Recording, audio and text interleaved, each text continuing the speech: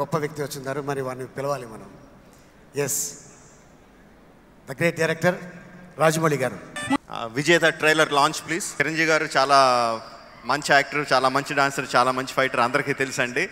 Industry వాళ్ళకి మాత్రమే తెలిసిన ఇంకొక ఆయనకి స్పెషల్ స్కిల్ ఏంటంటే స్టోరీని జడ్జ్ చేయడంలో ఆయన మించిన జడ్జి ఎవరు లేరండి. ఒక స్టోరీ విన్న వెంటనే దాంట్లో ఫాల్స్ ఏంటి, దాంట్లో కరెక్షన్స్ ఏంటి, దేన్ని హైలైట్ చేయాలి, దేన్ని తగ్గించాలనేది పర్ఫెక్ట్ జడ్జ్ అండి.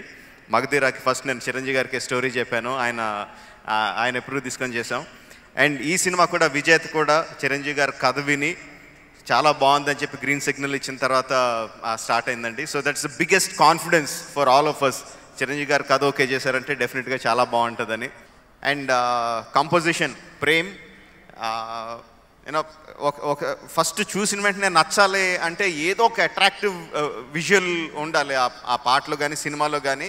ఫస్ట్ చూపించిన వెంటనే ఈ కోడి ఓన్లీ చేతులు పెట్టి ఇదేంటో అర్థమైంది, వెనకాల దువ్వడం ఏంటో అర్థం కాలేదు, ఏంటో అంటే ఓదార్స్తున్నావా ఏంటో ప్రేమ్, ఓదార్స్తున్నట్ట అది ఏంటది, వెనకాల చచ్చిపోయిన దానికి ఓదార్స్తున్నట్ట, చాలా బాగుంది. గ్రేట్ హోప్స్ ఆన్ విజేత.